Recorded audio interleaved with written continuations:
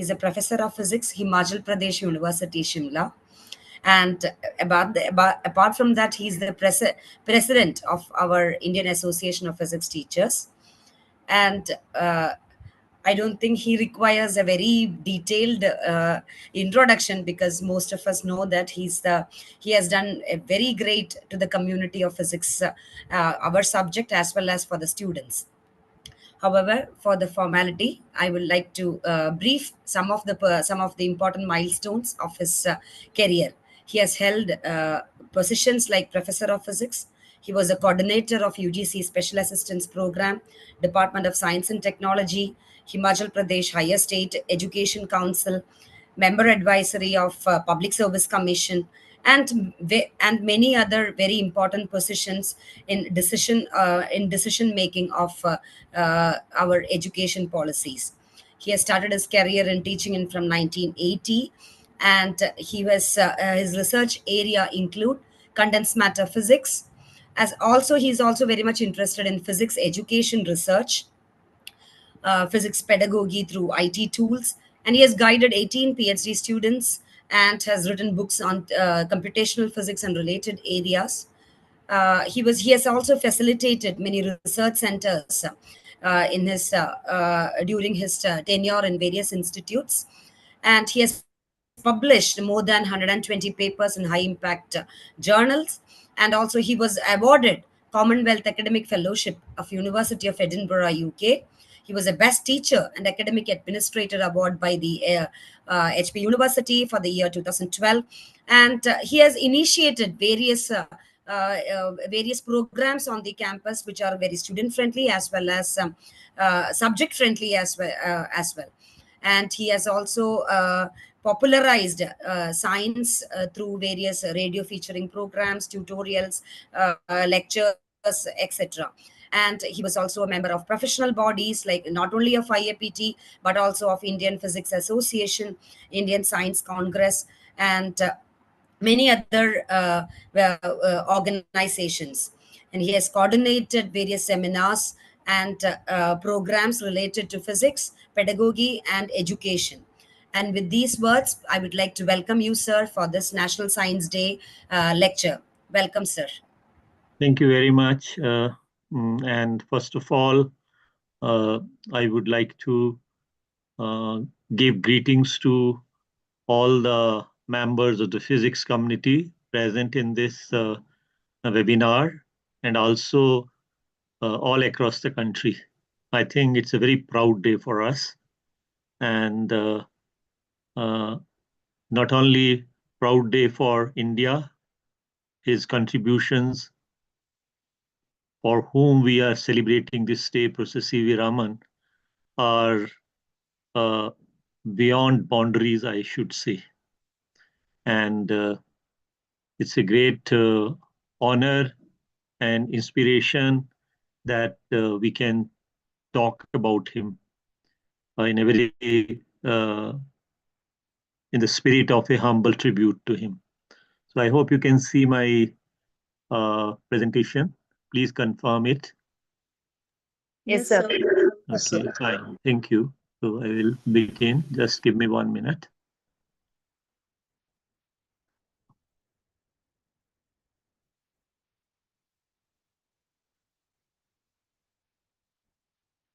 So I think you can see the screen fully now. So first of all, I would like to congratulate RC Kerala for hosting this program, a very important program in a series of monthly lectures to celebrate International Year of Quantum Science and Technology. RC14 Kerala has come up as a team to organize this program.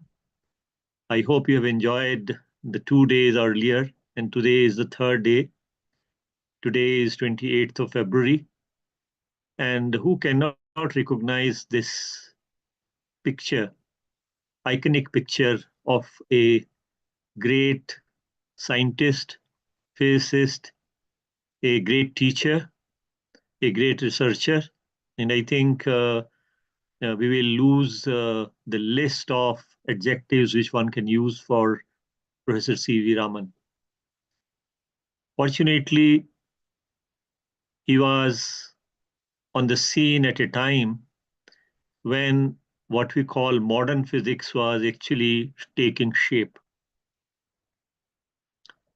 And in fact, the phenomena which he discovered was a kind of proof for the quantum science which we are talking about these days, which actually took shape in the form of a theory in 1925, thanks to Heisenberg, Schrödinger, and Dirac. But before that, there were very prominent people who contributed, like Planck, Einstein, Bohr, and I think we should remember on this day another very important quantum scientist, Professor Satyendranath Bose. In fact, he brought a paradigm shift in the quantum physics itself. People say that after 200 years, if something physics students will always find the names, the most prominent name in that will definitely be of the Satyendranath boson. Just imagine if his name is not there, nobody can forget boson. Boson as a class of fundamental particles with integer spin. And I think with this spirit of paying my tribute to great sons of India during that period of 1910 to 1930, when Raman got the Nobel Prize, uh, they will always remain our inspiration. Let me begin. And I think it is very interesting to look at Raman's early childhood and education, because it itself is very inspiring. Rather, one wonders that how could he achieve such laurels at a very young age. He was born on 7th November 1888, and he passed matriculation at the age of 10. It looks as if he started going to school immediately after birth. In his family, his father was a teacher of mathematics and physics, and I think that is the reason that he got interested in sciences, and he developed a love for mathematics and his curiosity about natural phenomena around him, which he was studying in the form of physics. He passed intermediate at the age of 13 and passed BA. At that point of time, BSc was not a degree. People used to study science as part of the Bachelor of Arts degree, and he passed it at the age of 15 with first class first position from Madras Presidency College. And he passed his MA in 1907. Actually, the moment he passed his MA, there was a kind of a suggestion that he should go to United Kingdom and study science there. But his frail health was a kind of a hindrance in that, and a decision was taken that he will not go to study to UK. So what did he do then? He sat for the Central Services Examination of Indian Audits and Accounts, and from there the journey of his research also begins. But don't forget that even during his college days, he himself had published his first research paper in a famous journal, Philosophical Magazine, and it was on a subject which remained close to his heart. and that was on diffraction of light. The title of the paper was Unsymmetrical Diffraction, Bands Due to a Rectangular Aperture. Now, he sat for that Indian Audits and Accounts Service and passed it with flying colors and had his first appointment in Calcutta as an assistant accountant general at a salary of rupees 400. It was in June 1907, and this salary of rupees 400 was a huge salary at that point of time. It was not a small salary. And when he settled himself in Calcutta, he was roaming around in the streets of Beau Bazaar, and he came across a signboard on which it was written Indian Association of Cultivation of Science. I think here starts that mission and vision with which he worked for science in the country. He went inside and found Dr. Amritlal Sarkar sitting inside, who was basically running this Indian Association of Cultivation of Science. And he asked him that what is the motivation of having this Indian Association of Cultivation of Science? And he was told that it is to encourage the inquisitive minds to come here and do research on a topic which they find of interest. Raman was having his job from 10 to 5 in the Indian Audits and Account Office in Calcutta. And he said that I cannot come during the day. Can you allow me to come during mornings and evenings so that I may come here and try to design experiments and work on them and maybe publish papers? Dr. Amritlal Sarkar found the right kind of personality in C.V. Raman, and he said, yeah, you can come and I can give you the key of this Indian Association of Cultivation of Science lab to you. And that is how Raman started as a part-time researcher in the corridors of Indian Association of Cultivation of Science, Beau Bazaar, Calcutta. And he chose a very interesting topic to work upon, and that was on musical instruments. Try to imagine what must have impressed him to choose this topic to undertake research. And he mentions in his autobiographical notes at various points of time that he was very much impressed by one book which he came across written by Hermann Helmholtz, a German physicist, the title of which was Sensations of Tones. And he went through the text of this book from cover to cover.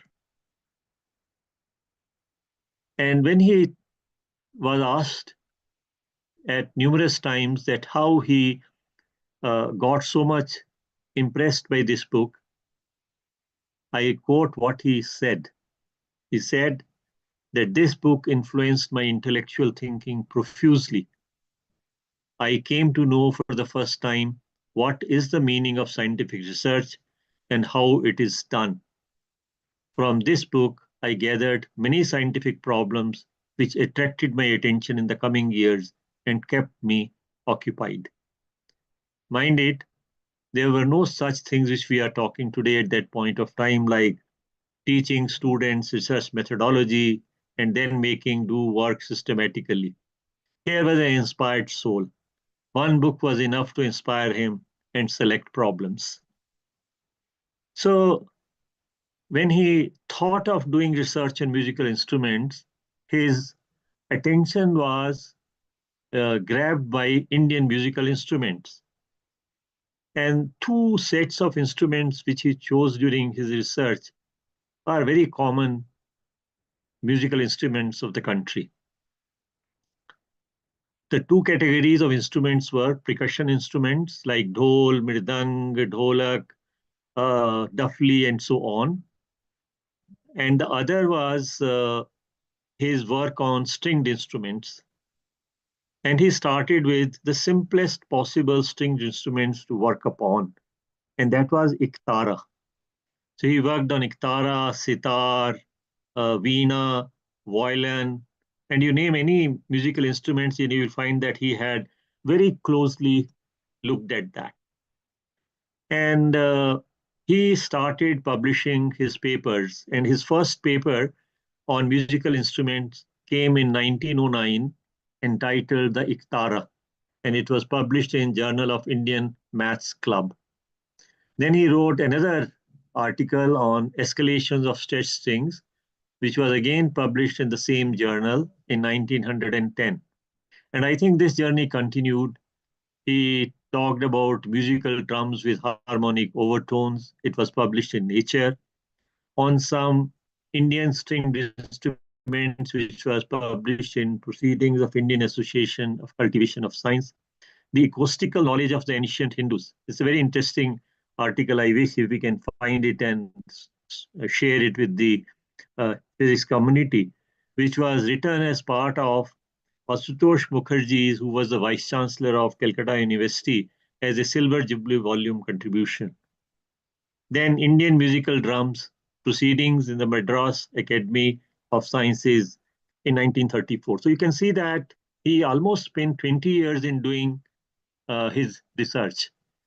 And if we try to categorize it, you will find 13 papers on the theory of violin and one on the pianoforte were a substantial amount of work, which should have satisfied any working physicist. He also wrote a very interesting monograph for the German journal Handbuch der Physik, Musical Instruments and Their Tones.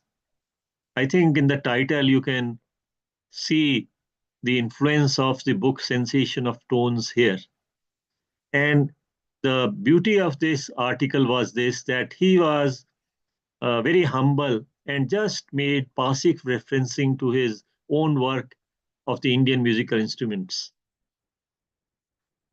And Raman's work on the Indian musical instruments is a pioneering effort at understanding the scientific principles behind the construction of these instruments, especially the way they achieve the desired tonal structure. Let me share with you one thing which I am very fond of talking about. It was in 2013 that we celebrated 125th birth centenary of uh, Sir C.V. Raman.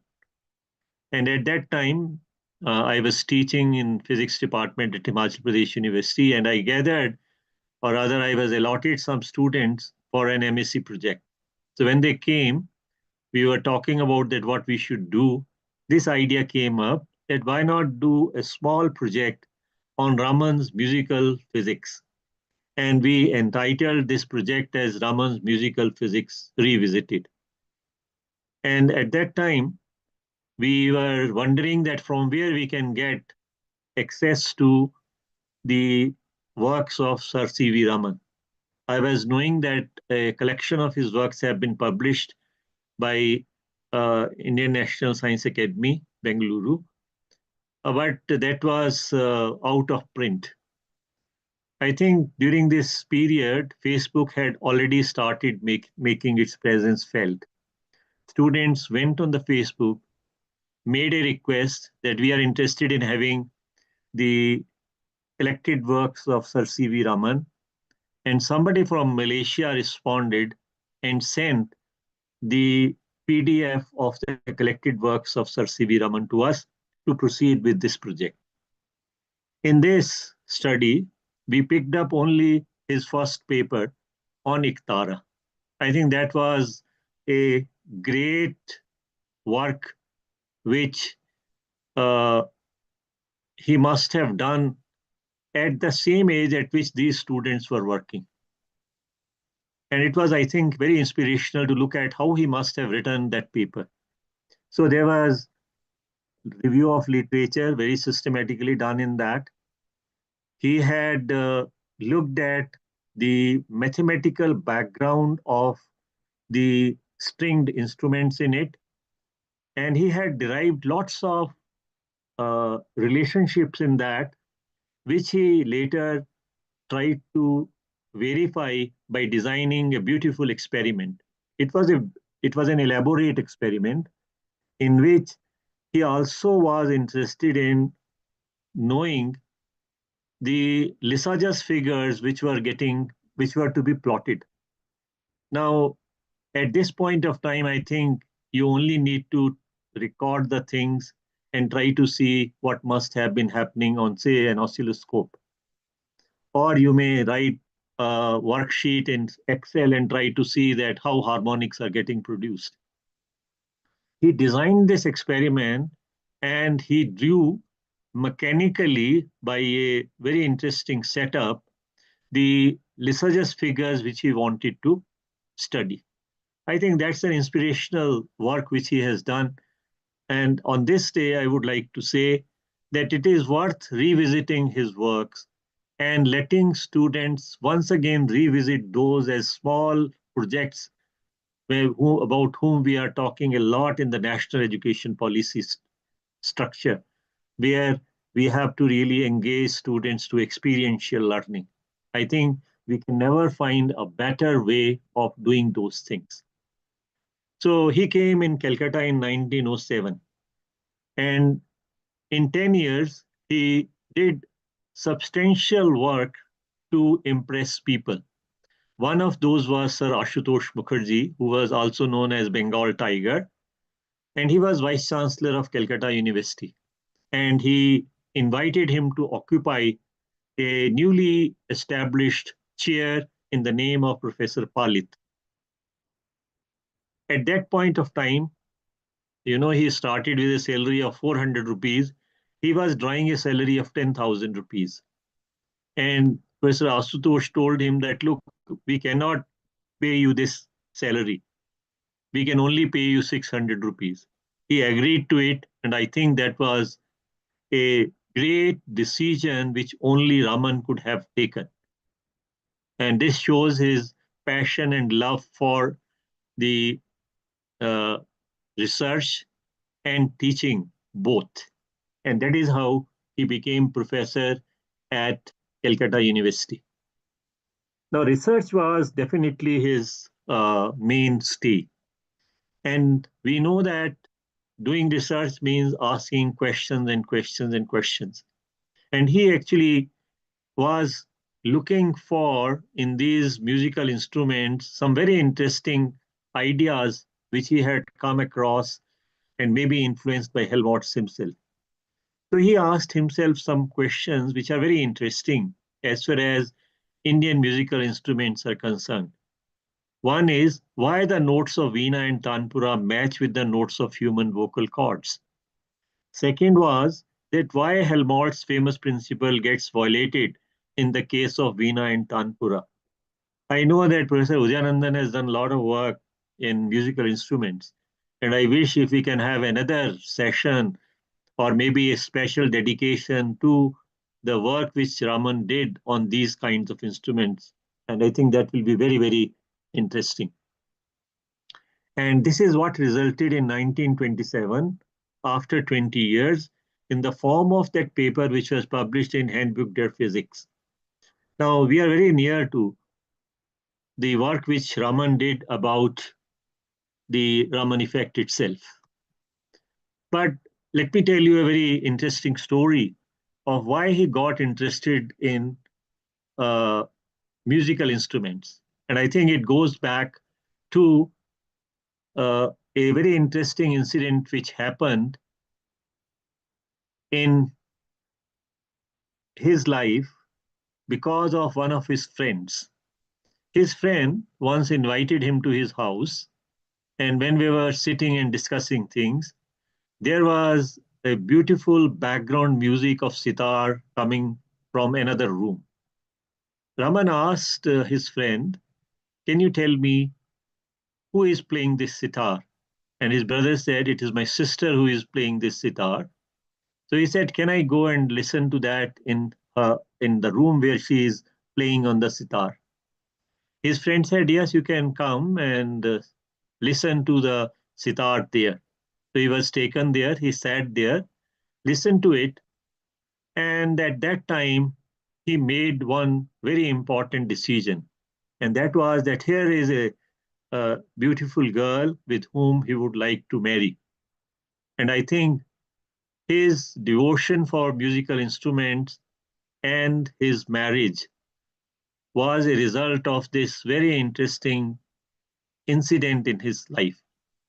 But also, please don't forget that Raman was a high caste Hindu, and Lady Raman was actually a Brahmin, but not at that same step at which the Raman was. So when he went to his home and told his family that I want to marry this girl, there was a lot of anger in the family. But he said, I have decided it. If you will allow me, I will marry her. If you will not, I will not marry for life. Ultimately, the family yielded, and that is how Lady Raman became his lifelong partner. So, Sir Ashutosh Mukherjee was a very extraordinary academician. He was a student of mathematics as well as a student of law. And he was in the spirit of nurturing the study of science in Calcutta University at that point of time. And he was fully well aware of the fact that exposure on the science is very important for the young faculty. So he insisted that C.V. Raman should go to England for attending Commonwealth Conference or of Universities or Commonwealth Universities Congress. That was in 1921. And it was during this journey that Raman came across another interesting question. Why is the color of the sea blue?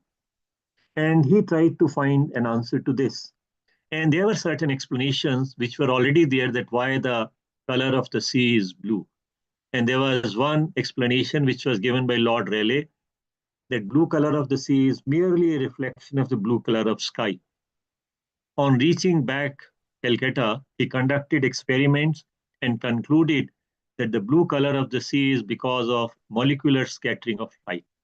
And in fact, this led to a original treatise in the form of a thesis, namely molecular diffraction of light, which earned him a degree of DSc in 1922. And I think this is from where his engagement with scattering experiments of light actually started. And this was a very happening period between 1922 and 28. The era of Bohr model was there. It was a success story.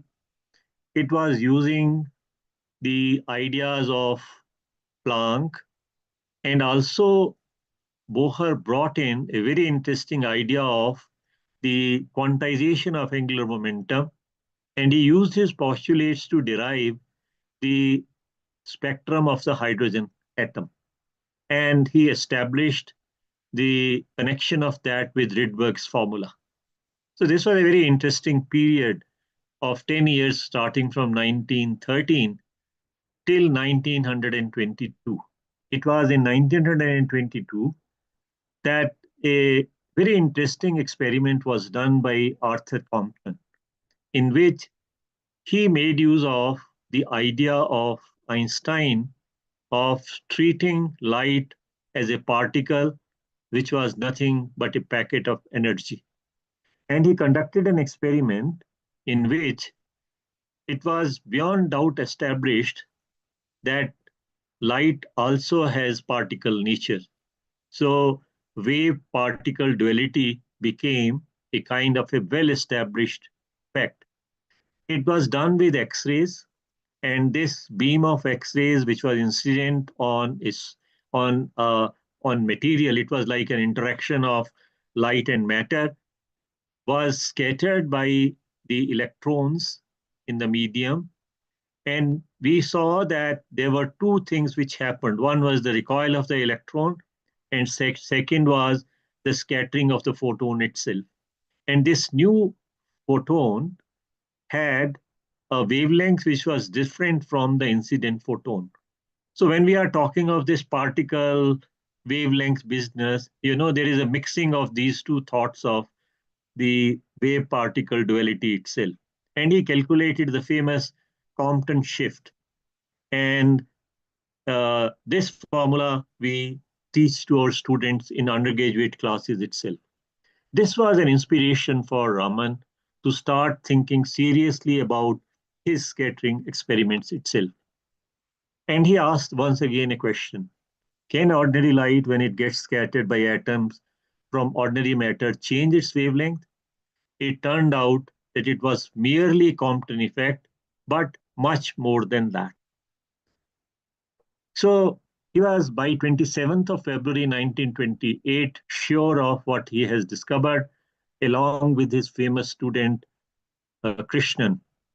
And he called a press conference on 27th of February 1928 in Calcutta. Raman was very particular about, having a stamp of this discovery made by him. And a press release was issued, which was sent to the Associated Press, and they published, as a result of a telegram, a news item, and also that was published in Nature.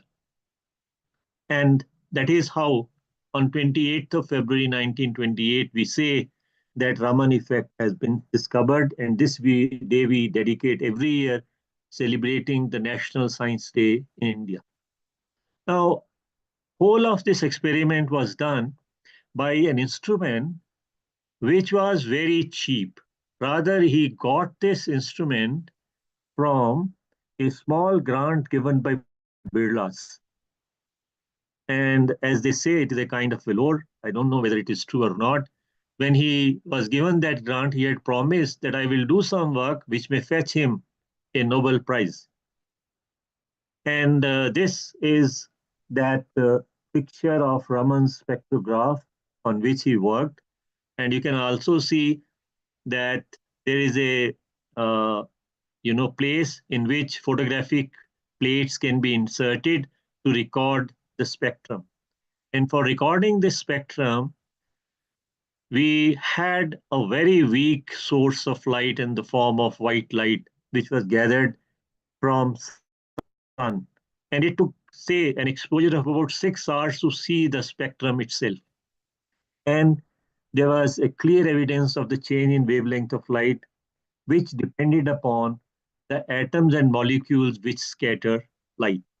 And one liquid which Raman used for the first time in observing this was nothing but the benzene. That liquid which was discovered by Michael Faraday. Idea is very simple. You take violet light, you take sunlight, white light coming from an incandescent source, put a filter in its path to get violet light, let this violet light go and get scattered from the liquid benzene, say, and then try to observe the scattered light. And it was found that this scattered light had two parts. One was Rayleigh's scattered light, and the other was what we can call now as Raman scattered light.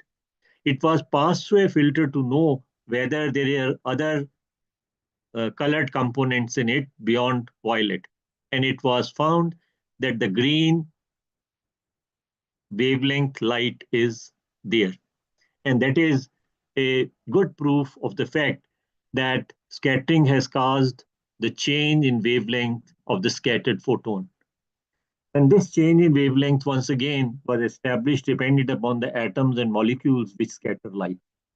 Today, Raman scattering is a routine process in the hands of chemists, physicists, pharmacists, and many other people. For example, even in forensic sciences, to detect whether some kind of uh, element which is an element which is not good for society is there or not, we make use of this Raman effect routinely.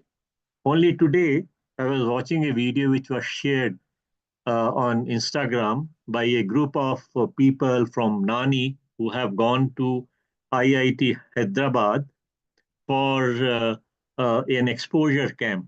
And Professor S.C. Verma was, giving them a kind of a small tutorial of the Raman spectroscope in the lab. And now those spectroscopes are very, very different. They have very intense sources of light available in the form of lasers.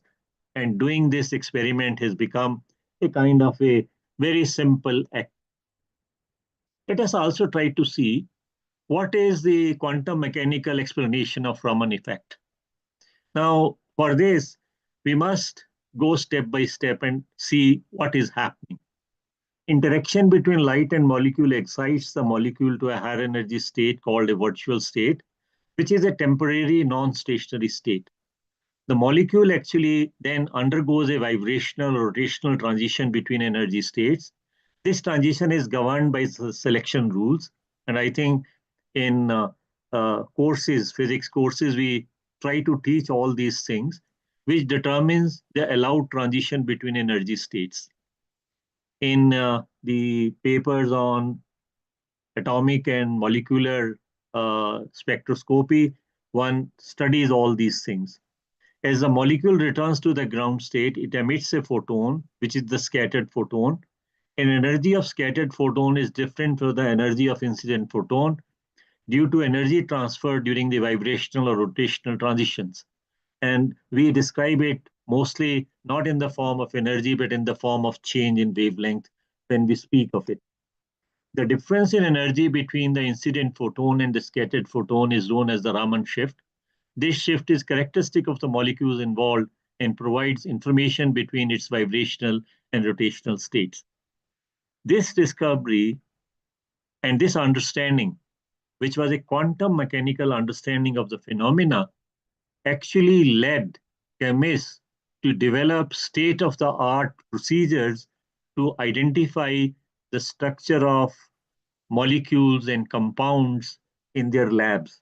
Any chemist who synthesizes a new compound, the first task which he or she does is to look for its Raman spectra and see what kind of spectrum consequence is giving the idea about the molecular structure itself. So there are three key mechanical concepts involved: virtual states, selection rules, and energy transfer.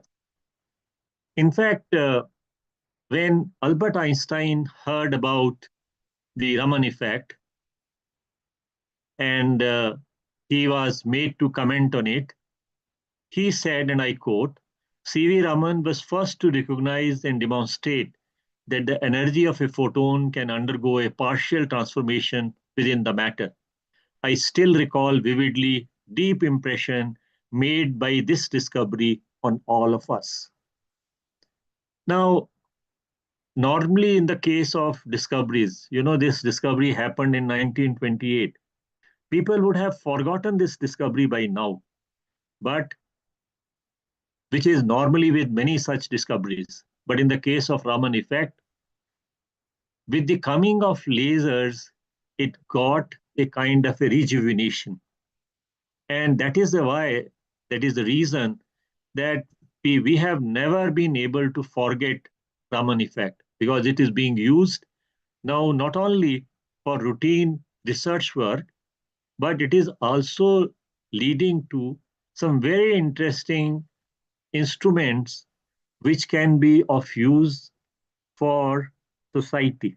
And I would like to underline that. I'm having this very interesting picture which was taken when Raman went on a tour of USA.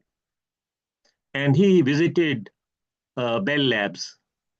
And in that, he came across a work which was done on stimulated Raman scattering, which was beginning of the semiconductor laser.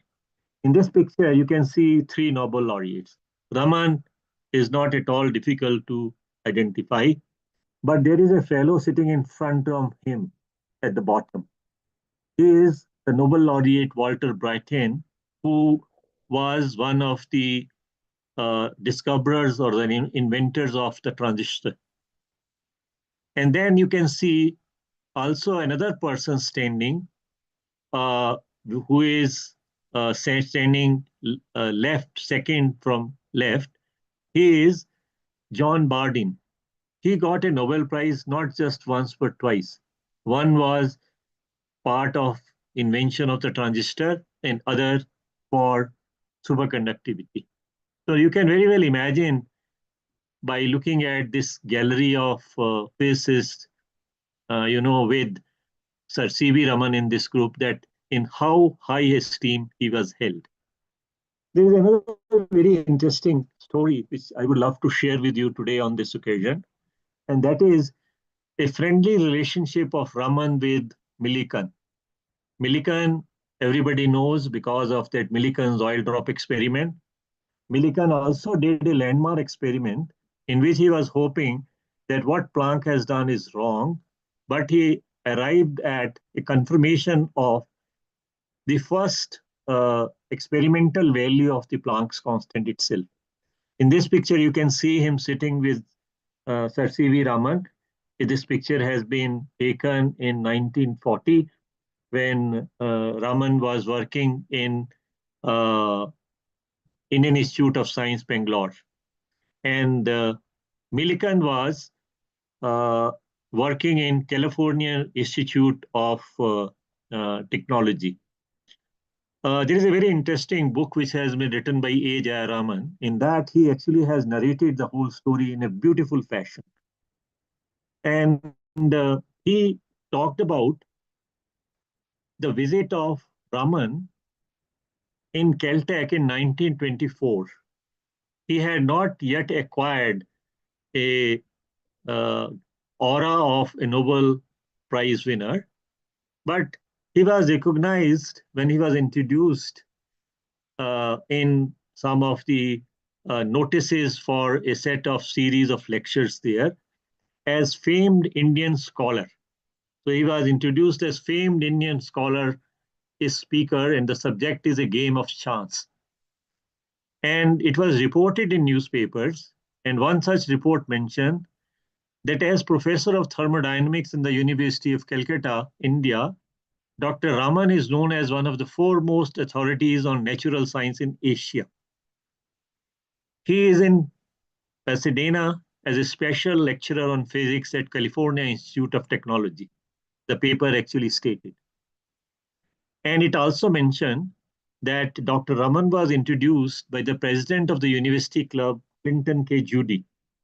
And in his introduction, he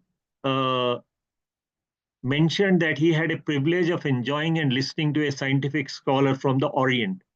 And I think the statement is worth quoting. Most Hindus coming to this country talk on philosophy and the occult, and it is a distinct nobility to have one who is more in accord with the Western scholarship. I think these are beautiful statements which tell about his, status even before he had got a Nobel Prize. Now, again, this was reported in the newspaper, this lecture, where it was mentioned that Dr. Raman proved himself an entertaining speaker. Dear listeners, let me tell you that Raman was one of those rare scientists who was a great science communicator. His lectures given on Akashvani, All India Radio, are available in the archives of Akashvani and they are worth listening. And he used to pick up very interesting topics. I remember I studied one of his essays in class 10. The title of that essay was Elixir of Life, which was an essay on water and its importance. And it was in a textbook of English. So a scientist writing something for common people was the hallmark of Dr. Raman. So when this lecture was reported, it was mentioned that Dr. Raman proved himself an entertaining speaker, displaying a delightful strain of humor. He began by stating that games of chance had always held a deep fascination for the human mind. In support of this, he recalled several legends from the ancient Sanskrit, according to which humans played at dice with the gods, drawing interesting analogies between games of chance and the issues of life. Dr. Raman said there really was no such thing as chance because everything happened for definite reasons, but those for which the causes were not known were characterized as chance. In the course of his remarks, Raman described some of the experiments that famous mathematicians had conducted to work out the details of law of probabilities, recalling battles that many university club members themselves had fought with sequences, choice, and chance in their college days. Fascinating too were his remarks on the law of irreversibility, something which he said few people ever thought about. It was an evening of mental gymnastics, which Raman concluded by saying, the greatest game of chance of all is nature, thus adding a touch of the mystical and giving the audience something more to think about. Also, he gave a very interesting lecture in Caltech on the study of musical instruments, which was again reported extensively in the newspapers. And I would read a quotation from those press releases only. The Friday evening demonstration lecture this week at the California Institute of Technology will be one of unusual interest, both because of the personality of the speaker and because of his subject. Dr. C.V. Raman, professor of physics at the University of Calcutta, India, will be the speaker, and his subject is the study of musical instruments. Dr. Raman stands out as one of the most productive scientists of the Orient. He has already done a surprising amount of high-grade scientific work himself and has stimulated a great deal more among students. His publications on the mechanical theory of stringed instruments have made him an internationally known authority upon the subject about which he is speaking. Further, it was stated that this is itself enough to make the lecture one of great interest, but Dr. Raman has in addition so much personal enthusiasm for his subject, so fine a command of the English language, and so great an ability to present a subject in an entertaining and clear manner that he is an exceptionally interesting speaker. He has been lecturing this fall at the Institute upon the subject of thermodynamics. I think for the audience in this presentation also must be finding that he was talking about thermodynamics. So let me just read the rest of it. But has consented to speak at this time upon his work on stringed instruments because of his great popular interest.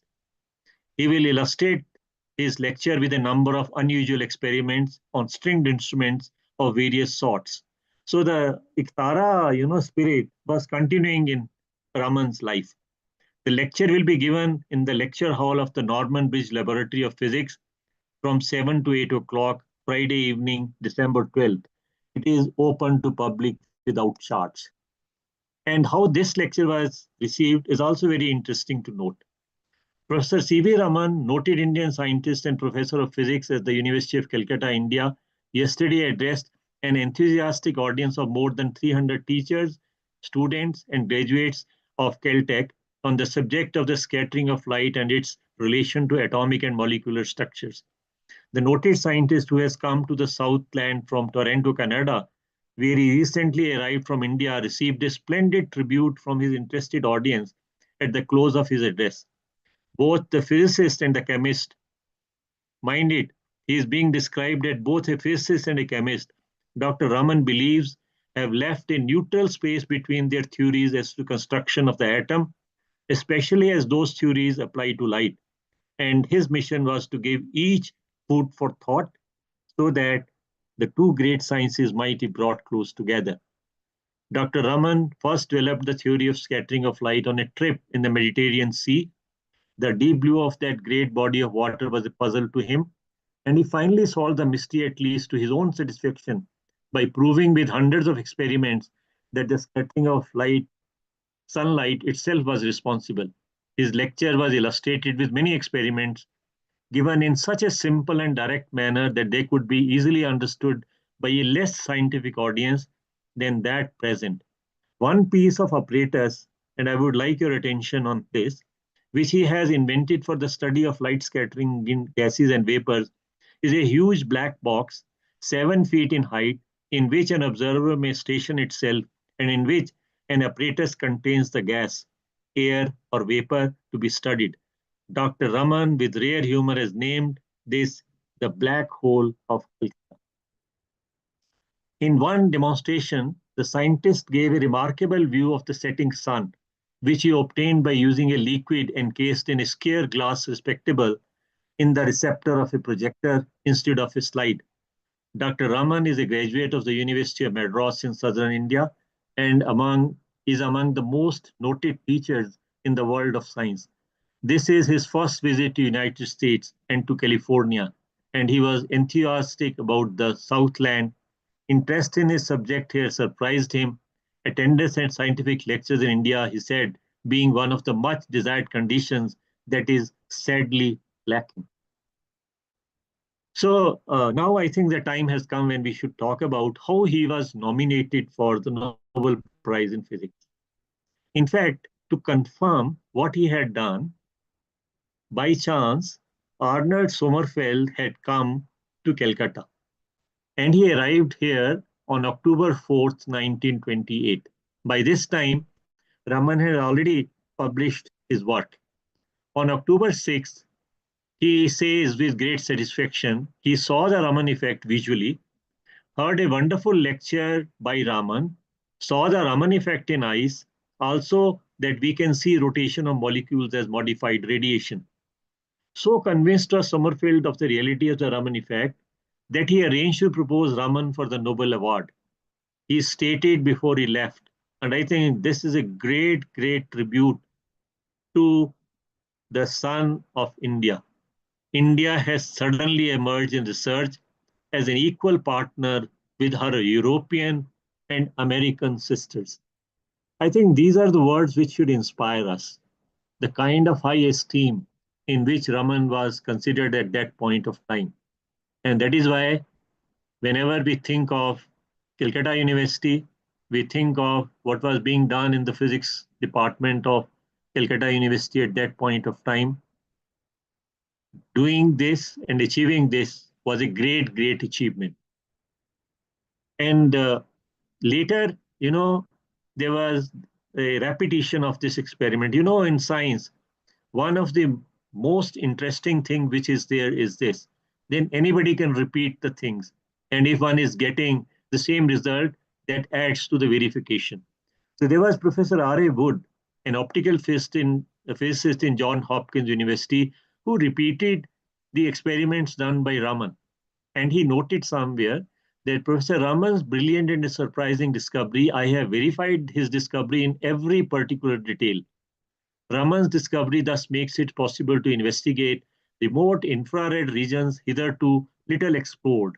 It appears to me that this very beautiful discovery, which resulted from Raman's long and patient study of the phenomena of light scattering, is one of the most convincing proofs of the quantum theory of light. I think it is worth recalling when we are celebrating International Year of Quantum Science and Technology. There is another very interesting anecdote which is connected with Satyendra Nath Bose and Raman. Both were at University of Calcutta, and immediately after the discovery, Raman went out for a walk along the Hooghly with Satyendra Nath Bose, the inventor of Bose statistics, who was a member of Raman's physics department at the university. Satyen Bose told him, Professor Raman, you have made a great discovery. You will surely get the Nobel Prize for it. So, all his colleagues and people around him were sensing that there is something big which has happened and will definitely result in getting him a Nobel Prize. Immediately after getting Nobel Prize in physics, he was given a British knighthood. That is why most of the times you will hear people saying Sir C.V. Raman, which was a great honor bestowed to an Indian in 1930 at that point of time. This is a very rare picture of Sir C.V. Raman without his headgear turban. And you can see a knot at the back of his head, which is symbolic of his Brahmanic heritage. And he's holding in this picture the diploma which he was given as citation of the Nobel Prize itself. In fact, in 1933, he was made the first Indian director. And within 4 years, because of his what you may call as disagreement with the governing body, he resigned in 1937. However, he kept on working as head and professor physics department. This was a very interesting period till his retirement in 1948 because of two reasons, which I would like to underline here. One was that two other very famous scientists, Homi Bhabha and Vikram Sarabhai, were there in that physics department with him.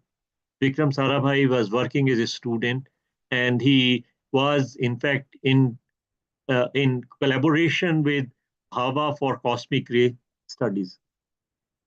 Uh, After his retirement, Raman didn't stop, and say try to enjoy the laurels which he had achieved earlier. He established on a plot, or what you can call as a land given to him by Maharaja of Mysore. And he raised a Raman Research Institute there. And I think it's a very interesting story to see that how this research institute started, where Raman refused to accept any government help or aid.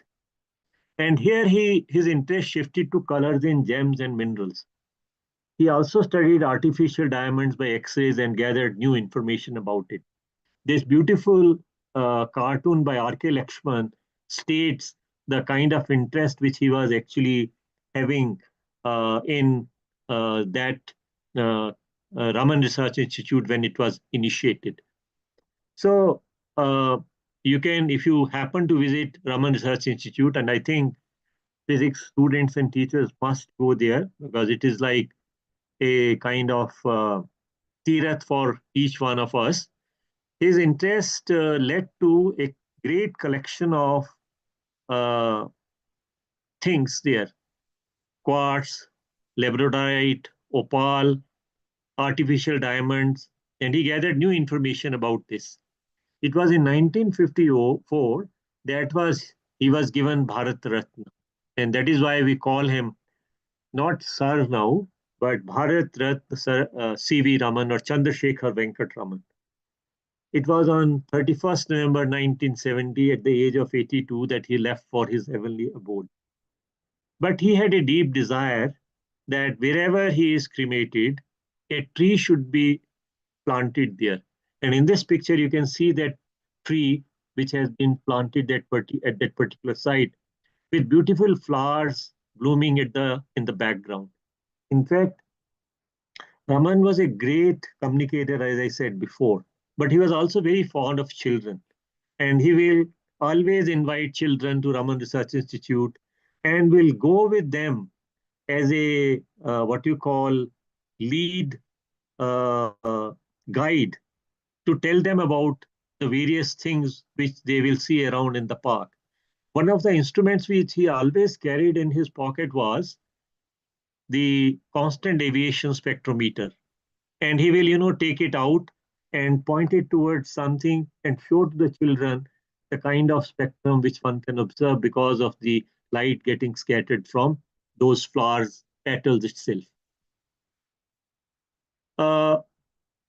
At that time in 1970, Dr. V.V. Giri was the president of India. And paying a tribute to him, he made a great statement. And he said Raman was a great teacher. And I think this is something great that we always recognize him as a great teacher. His knowledge was not limited to physics alone, which was, visible in his writings for common man, of his lectures given on radio. At that time, there was no television actually. Maybe he would have been a wonderful presence on the television in the present era. In the present era of specialists, his sweep of knowledge was very profound.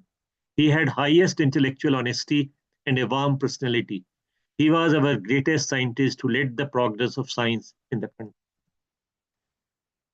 Also, Pranab Mukherjee in 2013, while paying tribute to him, said that it has been 83 long years since C.V. Raman won the Nobel Prize for Physics. Another Nobel Prize in the sciences is long overdue for India. And I think we must really listen to it. I would like now to take you to the place from where I am speaking to you today, Shimla. Shimla has a unique distinction of having National Audits and Accounts Academy. And lately, a very interesting museum of the National Audits and Accounts Academy has been created there.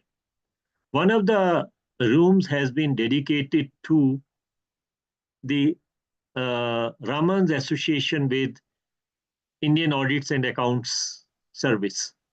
And in this picture, you can see the table and the chair and the layout of the room in which Raman must have sat in Calcutta for almost 10 years doing his work. And I think uh, I was very happy to see that it has come in Shimla. Let me try to wind up this lecture and just quote him about what was the meaning of science for Sir C.B. Raman. And he said, science is convergence of human intellect and sense of beauty, which is dedicated to study and understanding of nature. This is why it is the apex symbol of creativity. And I think it will be a fitting tribute to him to tell that how we are using this Raman effect these days. It is being used for detection of cancer cells. The Raman fingerprinting is a very interesting phenomena which we are employing to detect counter drugs. Raman laser is another thing which is there. I talked about it earlier during his visit to Bell Labs. The study of scattering of light, in his Nobel lecture, he said, will help reach knotty problems of physics and chemistry. Raman was very clear in his head that what he has done is of importance to both physics and chemistry. It presents itself as a solution to many problems in physics and chemistry because of its ease to use, its far-reaching influence, and its simple spectrum. These were the words which he said in his Nobel lecture. And I would like to really tell you from where I have drawn my inspiration to prepare this lecture. One iconic book which I will always recommend to any student of physics is by Professor G. Venkataraman, who did a labor of love in writing this book. And that is Journey into Light, Life and Science of Sir C.V. Raman. It is available, published by Penguin. Then another book which I came across is A. Jayaraman's book on Chandrasekhar Venkat Raman, a personal memoir. It has been published by Indian Academy of Sciences, Bengaluru. There is another very interesting book which has been published and written by S. Ramasheshan, which is C.V. Raman, a pictorial biography. These books can be downloaded from Indian Academy of Sciences website also. And I think if any of the students and the teachers are present in the lecture, I will very strongly recommend please download the PDFs and share those PDFs with your students. So thank you very much for giving me an opportunity to pay my tribute to Sir C.V. Raman, Bharat Ratna C.V. Raman, the great communicator of science. I thank for your patience in listening to this lecture. Thank Thank you you. very much. So I'm coming back. Oh, thank you, Professor Aluwalia. Your energy increased very much when you started talking. Thank you. What I hope happened? that this made some sense to our worthy audience who is sitting here. Oh, And it's great that they enjoyed this lecture. So I'm back with you, sir. I am stopping sharing the screen. okay. Thank you, sir. So you are You are in, welcome. you, You can have any questions if you feel like asking. I think Raman is an open book.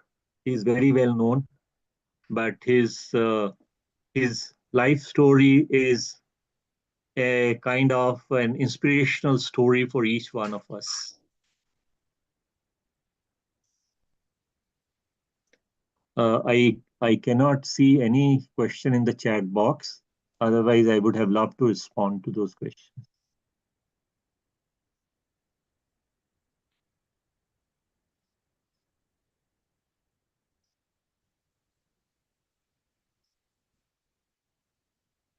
So, any questions from the audience?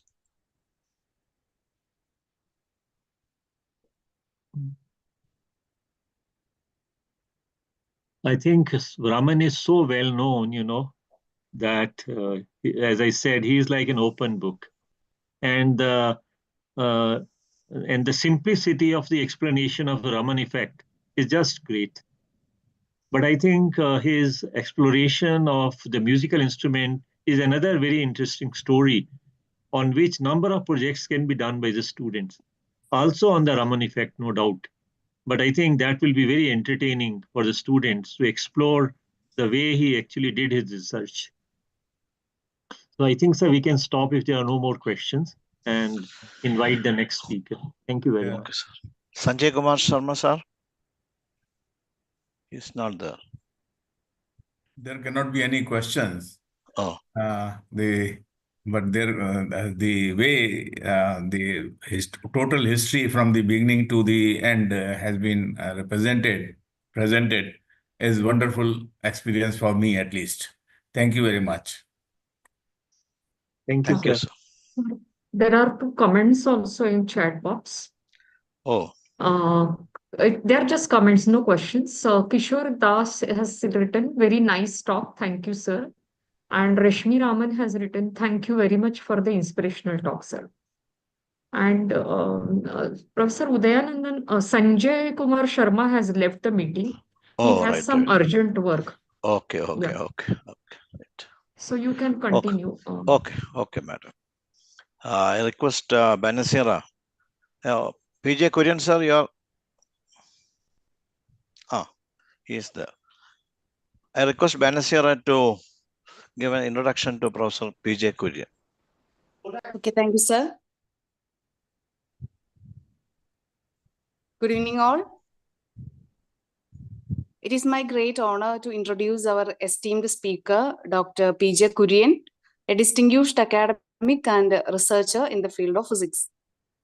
Dr. Kurian has dedicated 32 years to physics teaching, shaping countless students. He retired as the head of the Department of SB College, Changanasheri. He holds a PhD in theoretical plasma physics from the School of Pure and Applied Physics, Mahatma Gandhi University, Kottayam, Kerala. He has been a PhD guide since 1997, mentoring aspiring researchers. His scholarly contributions include dozens of publications in national and international journals. He is also a popular science writer in various journals and magazines. Notably, he is the author of the autobiography of renowned physicist Dr. E.C.G. Sudarshan. For his outstanding contributions, Dr. Kurian has been honored with the prestigious Bharat Jyoti Award instituted by IAFS New Delhi. With such an impressive academic and literary legacy, we are privileged to have him today for a talk on contributions of Dr. E.C.G. Sudarshan. A warm welcome to you, sir. Thank you. Okay, sir. Okay. Today, I'm going to discuss a few things about the well-known theoretician, Dr. E.C. George Sudarshan. He belongs to our place, Kerala. According to Professor Mukunda of Indian Institute of Science, Bangalore, E.C. George Sudarshan is the most brilliant theoretical physicist of Indian origin during the second half of the 20th century.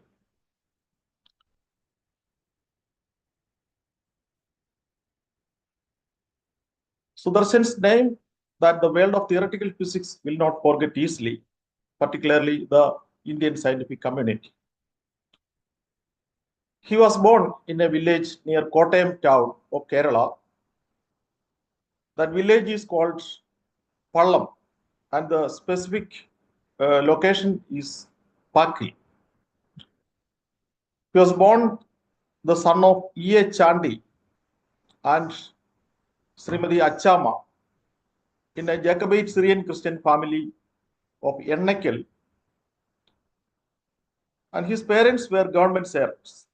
Father, a revenue inspector, and mother, a school teacher. Sudarshan's family belonged to a middle class one without much landed property. E.C. George was born on 16th September 1931. Kurian sir, second- we are seeing the first slide. The slides are not changing. Slide.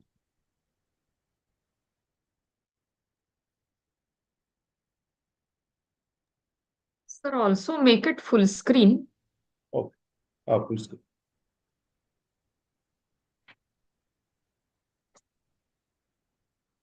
Next one. Okay, next. Okay. Now it is okay? Full screen is not there. You have to change the slide. It's not moving. Sir,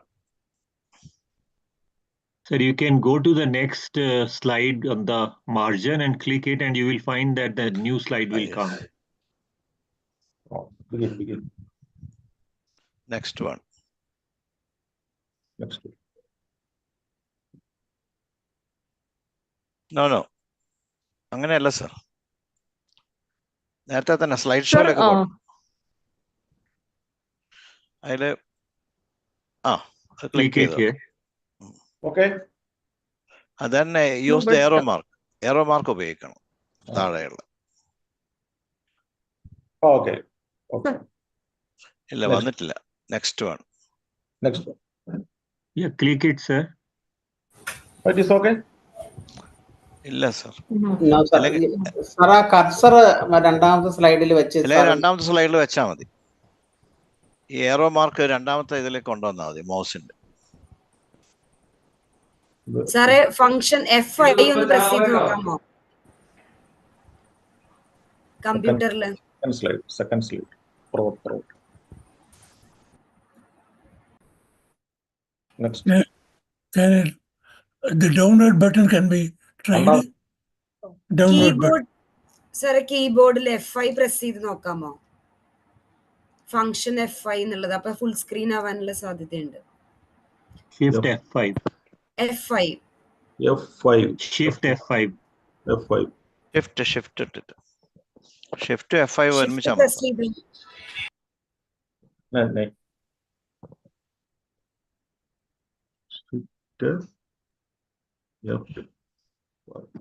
No, it is not working.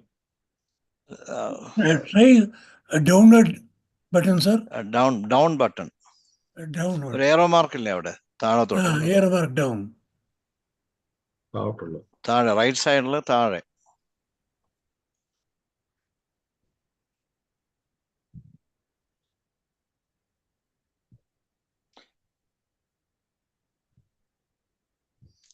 സാറിന് അല്ലെങ്കിൽ നോക്കാതെ പറയാൻ പറ്റില്ലേ? Okay, no problem. Sir then continue. Okay. He is an expert in this radio talks and other things. Okay, let him continue. That's slide. Okay. Can we this slide you can see the third slide. The title is Birth, Family and School Life of E.C. George Sudarshan. No, it is the first slide, sir. ECG Sudarshan Life and Works. Okay. First one. So you can This is the first one. Sir, at the bottom of your this thing, there is a taskbar, and you can see the cup sign. If you click that, there will be a presentation, more full screen. At the exact bottom, right side corner. Can you see a symbol of a cup there?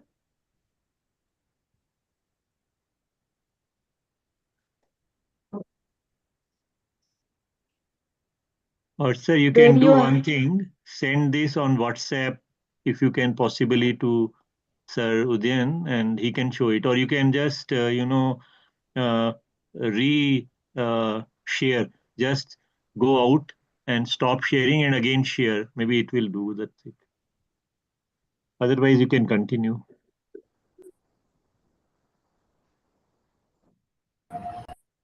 അത് maximum full സ്ക്രീനിലാകും.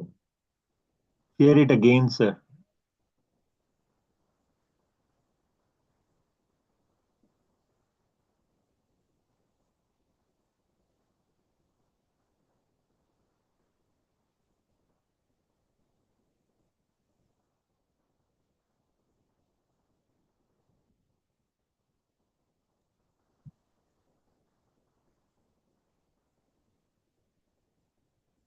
അത്രേ കിട്ടത്തുള്ളൂ.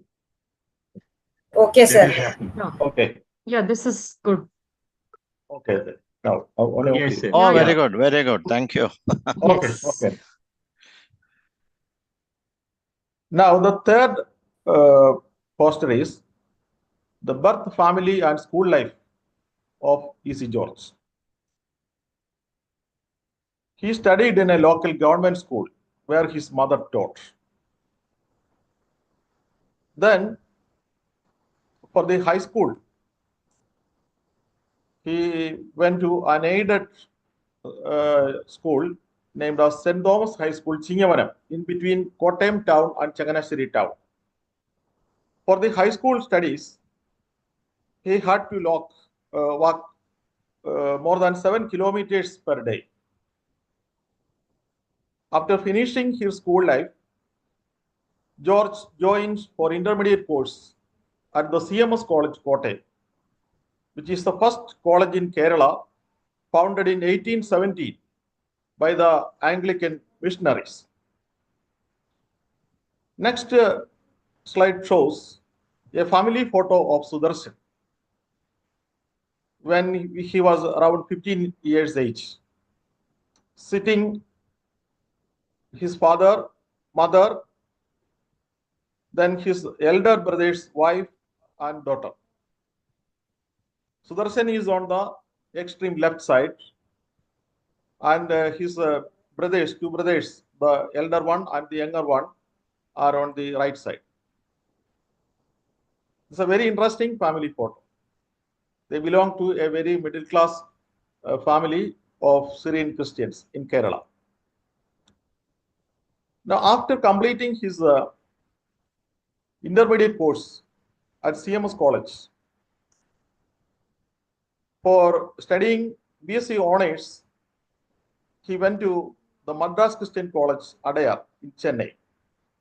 And before that, during the school life and the intermediate course, Sudarshan was a ferocious reader. He read all the books in the library of the school or the college, even the classic works of science. In CMS College, Kottayam, the physics professor, Dr. George M. Thomas, and the mathematics professor, Epen, motivated and attracted George Sudarshan a lot. In Madras Christian College, he was mostly inspired by Professor S.A. Thangaraj, who taught optics. And it is interesting to note that during the research career of George Sudarshan, there were two major achievements. One was the V minus A theory of radioactive beta decay, and the second one is related to optics. The Sudarshan's diagonal coherent representation just skipped the Nobel Prize. So the work in optics was mainly motivated by Professor Thangaraj of the Madras Christian College. Now, after completing his BSc honors degree at Madras Christian College, he spent 1 year there as tutor.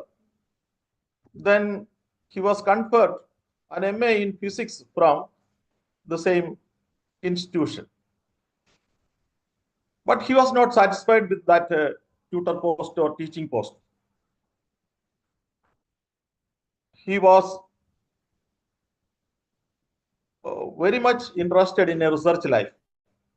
And he read all the literature he collected.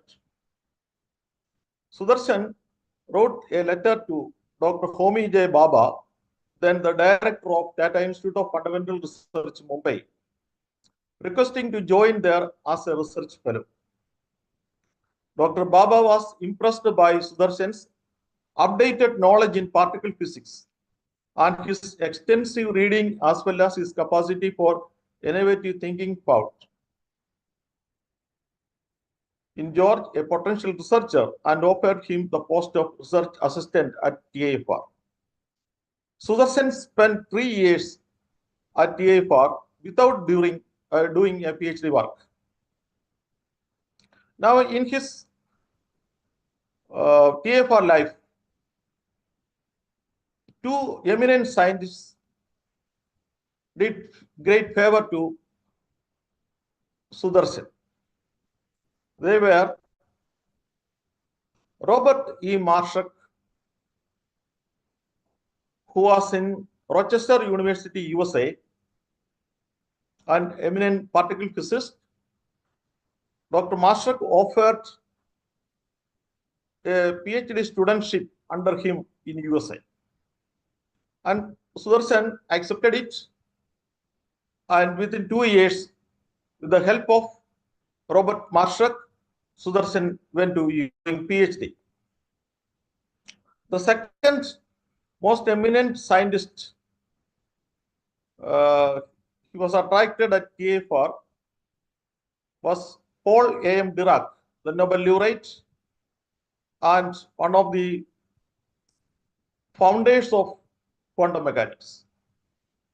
Sudarshan considered Paul Dirac guru in life. He studied all the basics of advanced quantum mechanics from the mouth of Dirac. In his later research life, he was very confident in solving any problem related to advanced. Now, it is very interesting to note that even though Sudarshan skipped the Nobel Prize, he was nominated for the Nobel Prize 9 times for various topics. Finally he got the Dirac Medal in 2010. It was a very nice coincidence. Now, before going to US for the PhD work, Sudarshan got married. His wife was Lelita Rao from Karnataka. She belonged to a very high-level Carnatic Brahmin family, and the social status at that time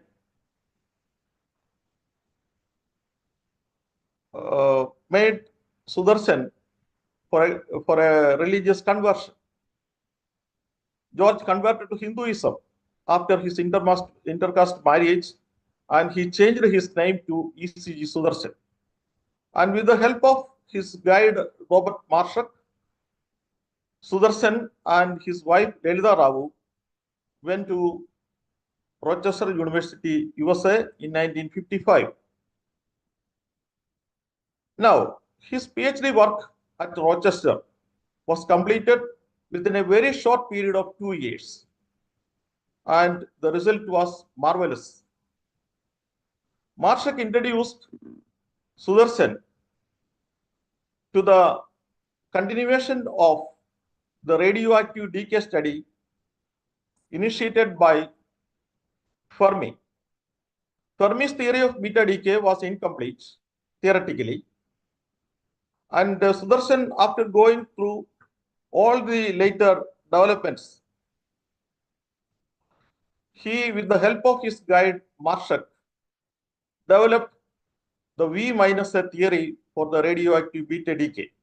V minus A stands for the vector minus axial vector. This was a very, very interesting result.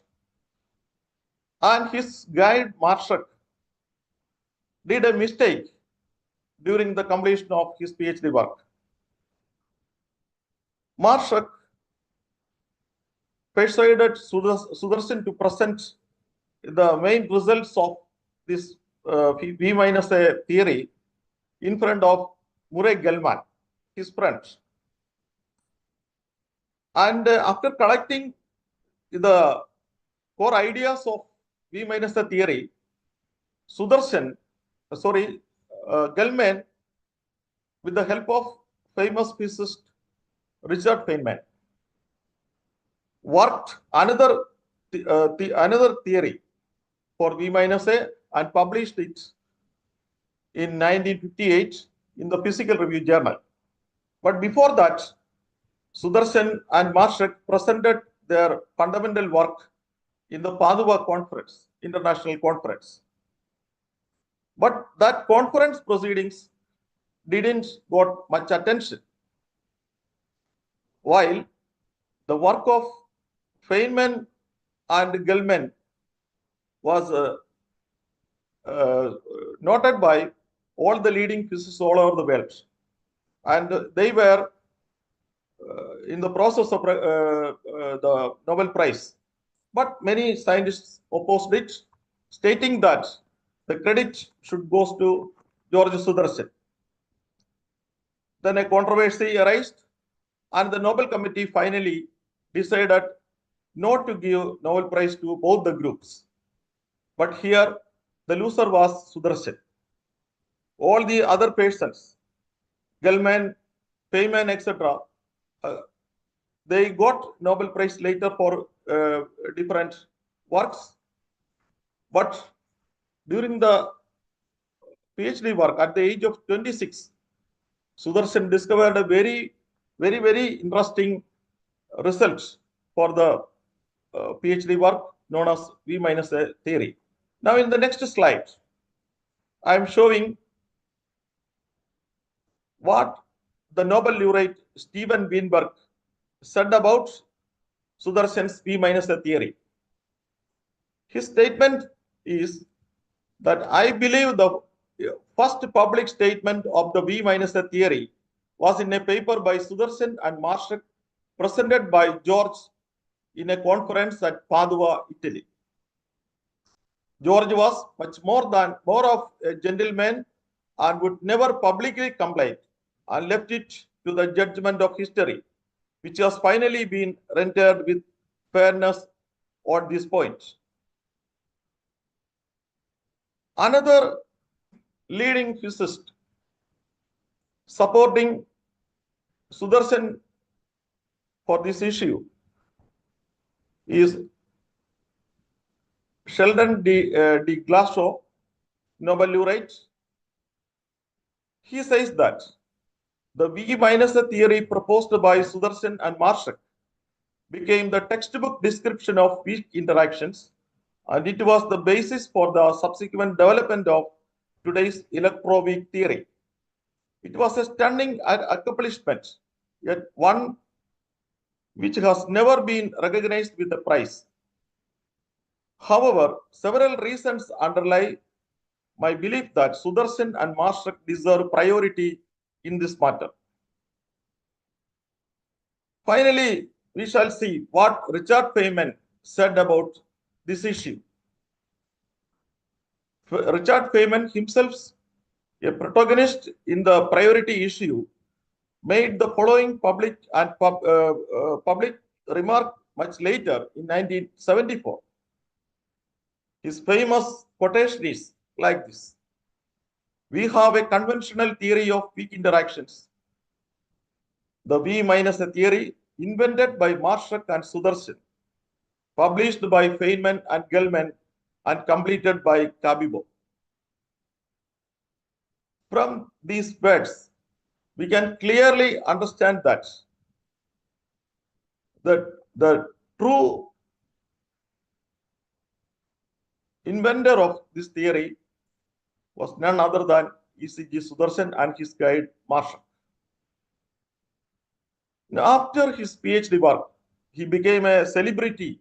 ECG Sudarshan's name spread all over the world among the leading theoretical physicists. Now, he did postdoctoral work at Harvard University under the guidance of Nobel laureate Julian Schringer. Most of his colleagues at Harvard were Nobel winners later.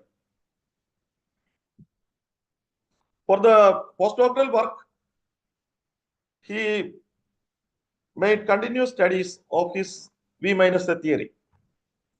Now, after the completion of his postdoctoral studies at Harvard, Homi Bhabha wanted Sudarshan to bring back Sudarshan to India.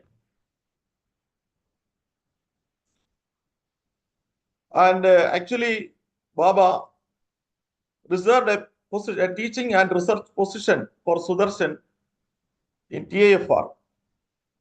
However, his guide, Robert Marshall,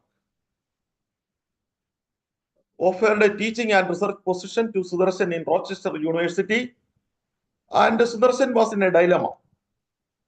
Finally, Sudarshan accepted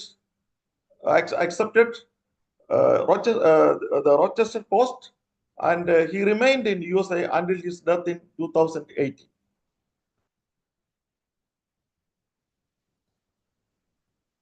As a faculty member of physics in Rochester University, Sudarshan changed his research area to optics. His physical review letter paper in 1963 was highly notable and received more than 1,000 citations. The next slide shows the name of that paper in physical review letter published in 1st April 1963. It was submitted in 1st March 1963. The name of the paper is Equivalence of Semi-Classical and Quantum Mechanical Descriptions of Statistical Light Beams. Here also a priority issue appeared. Similar work of Roy J. Glauber in the same year won the Nobel Prize in 2005. Many top physicists wrote letter to the Nobel Committee against this injustice.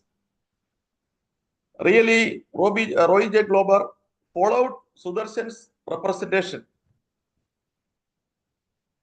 and he made a slight modification for it, and the theory was later known as Glauber-Sudarshan p-representation.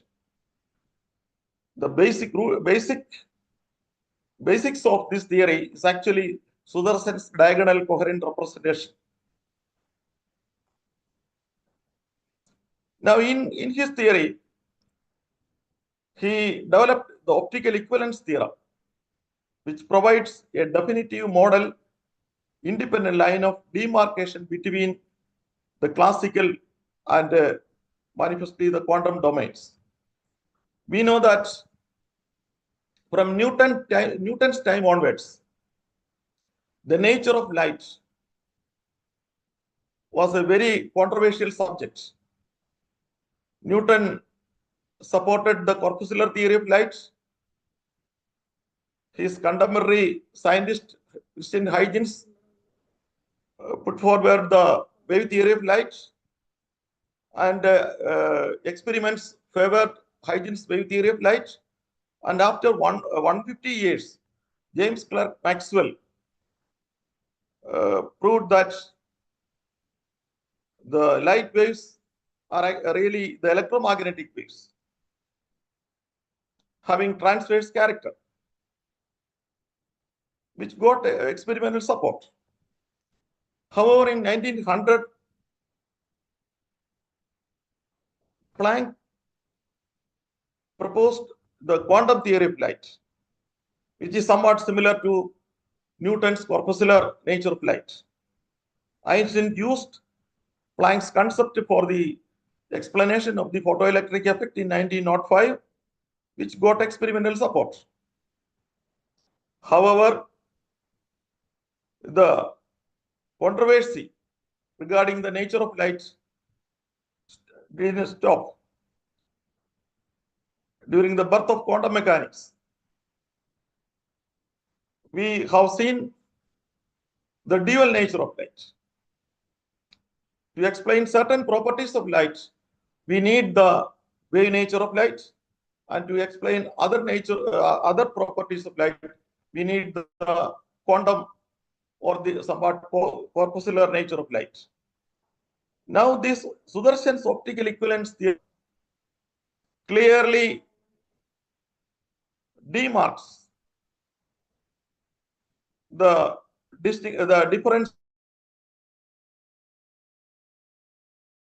of light. This is a very, very complete theory.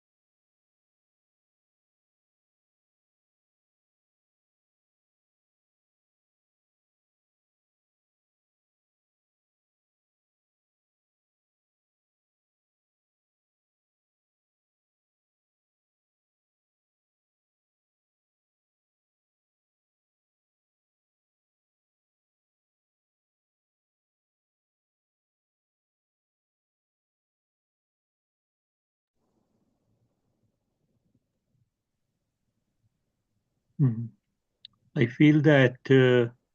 So, Korean has lost network the issue. connection. Yeah. Please request him to join again.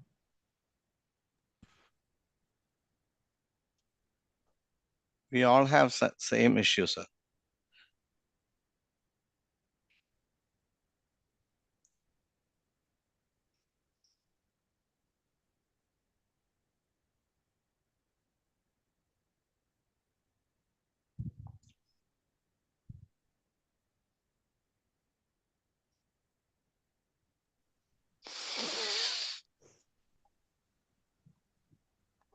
Is the Okay.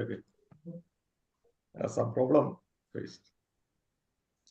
okay, sir, you can continue. Okay, I'm continuing. Okay. Stop it. Go ahead. നമ്മള് ഇവിടെയുള്ള എല്ലാവർക്കും പറ്റിയെന്ന് തോന്നുന്നു network. Okay. I will proceed.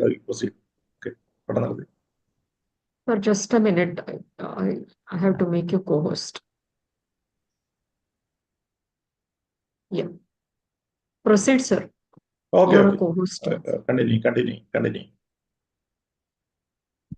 Okay. Next.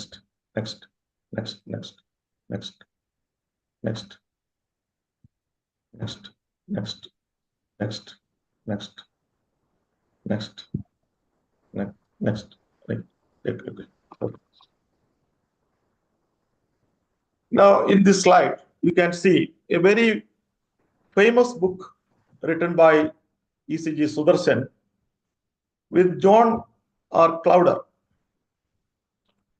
The name of the book is Fundamentals of Quantum Optics, which is a very famous one. Now, during 1964 to 69, Sudarshan worked in Syracuse University, USA, where he formed a strong particle physics research group. And he worked in Italy and Spain also, the famous universities in Italy and Spain also during this period. He worked in very different theoretical problems during this time. Now, during the life of George Sudarshan, from 1969 to 2008, that is 49 years, he worked at Texas University at Austin, USA, up to his death. The major contributions in this period are tachyons, quantum Sino effect with Vaidyanath Misra, spin and statistics, open quantum systems, etc.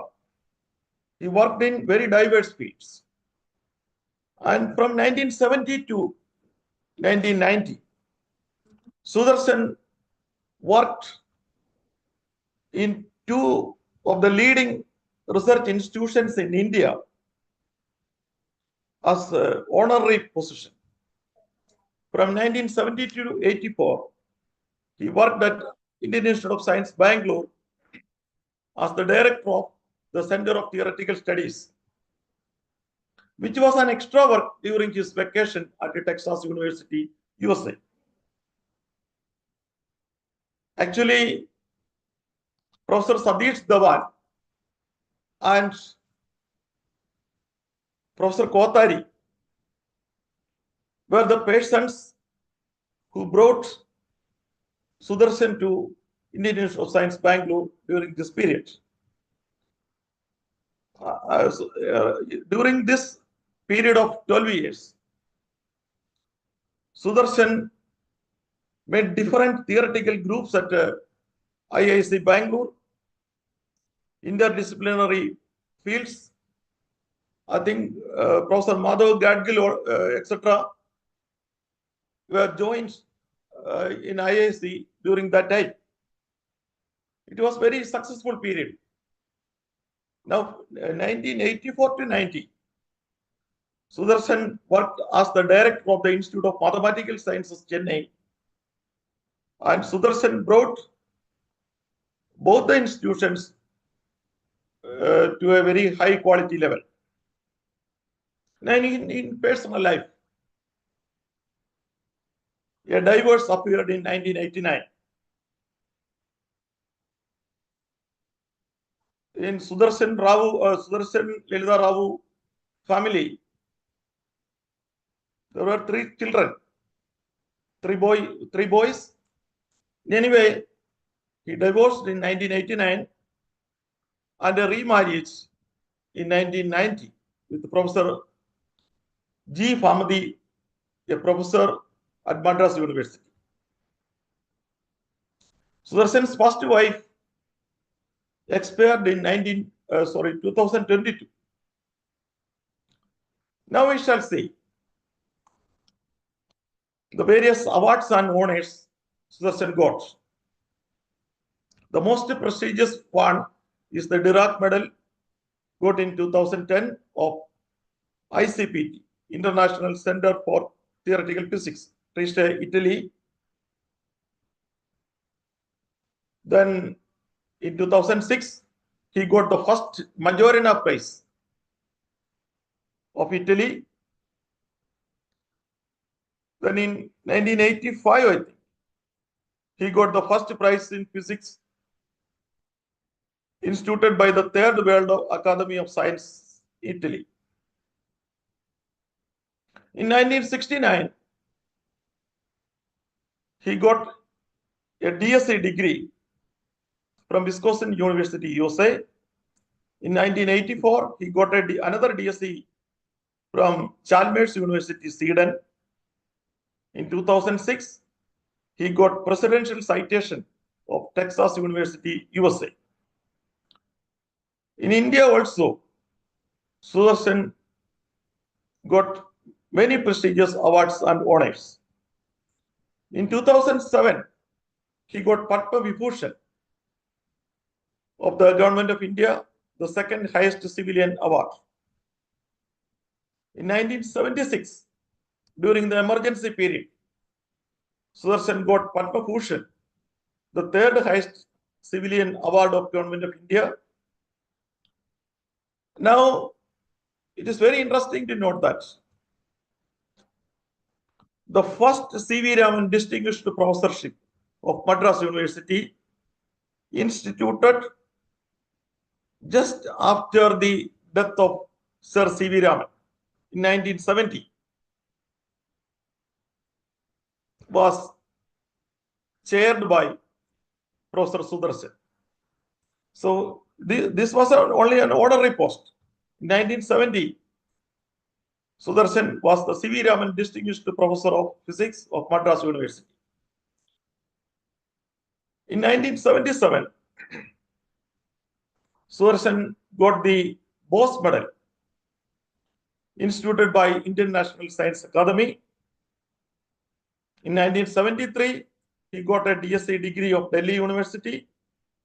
In 1987, he got a DSc degree of Madras University.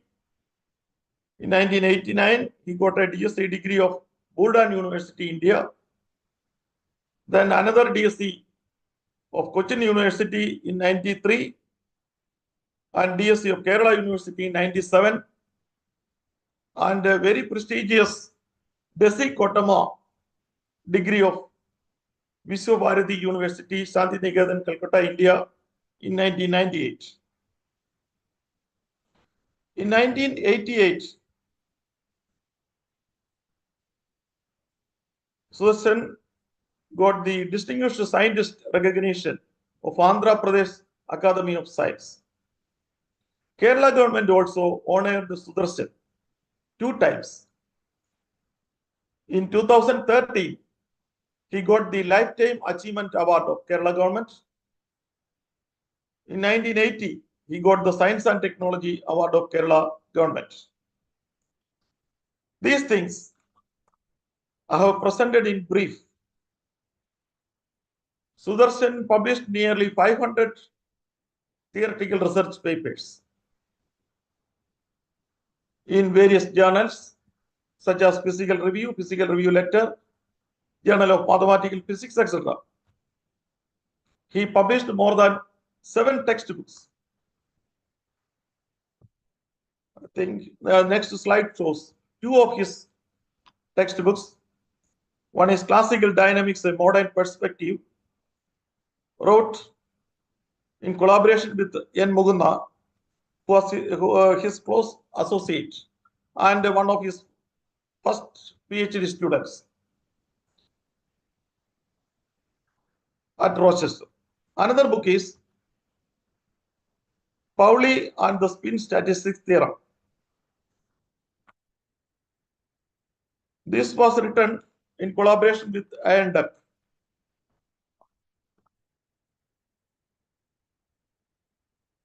Now, another book of Sudarshan is Advanced Concepts of Quantum Mechanics, published by Cambridge University Press. So, Sudarshan's major contributions are in quantum optics and in particle physics. They continue to inspire generations. And very interesting to state that the Sudarshan representation, later known as Global Sudarshan representation, laid the foundation of laser physics.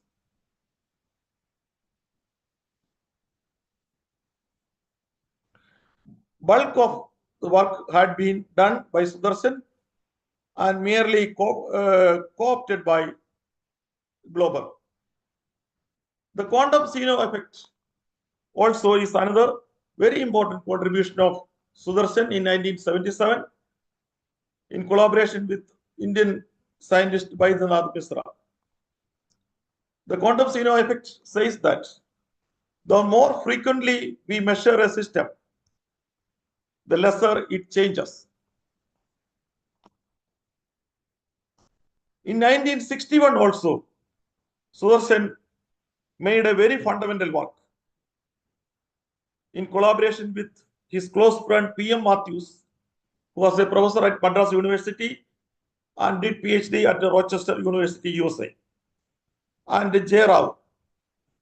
The paper is titled as Stochastic Dynamics of Quantum Mechanical Systems.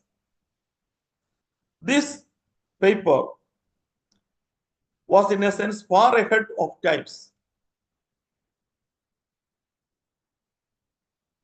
The quantum theory of open systems, which is today the base of the quantum information theory. So these fundamental works were really done by our native Professor E.C. George Sudarshan. So these are the words I am saying about this great eminent Indian scientist. Thank you. Thank you, Professor Kurian. Thank you, sir. Thank you, sir. You have been hearing about E.C.G. Sudarshan. Usually we say S.N. Bose is usually considered as the unsung hero of Indian science. You might have, now you have heard about another unsung hero of Indian science, especially unsung hero of Kerala science, you can say. Even though he has been and taken American citizenship, we Kerala people consider him as a Kerala man. Still, we consider him as a Kerala man. Therefore, now it is open for discussion. You can make comments, you can ask questions to Professor P.J. Kurian. Actually, there is one emotional factor. Whenever I telephone P.J. Kurian, I got connection with him about 1 year back. And it is, I think he has written the only one book on E.C.G. Sudarshan, but that is in Malayalam. There are articles about E.C.G. Sudarshan by Professor Mugunda and others also. Collection of articles are there. Some during his memory times, there are a lot of articles written about, but one and only one book that has been written in Malayalam is by Professor P.J. Kurian. He is trying to translate that also into English. Therefore, this is the background, and whenever I telephone him, he never stops. He go on talking about E.C.G. Sudarshan.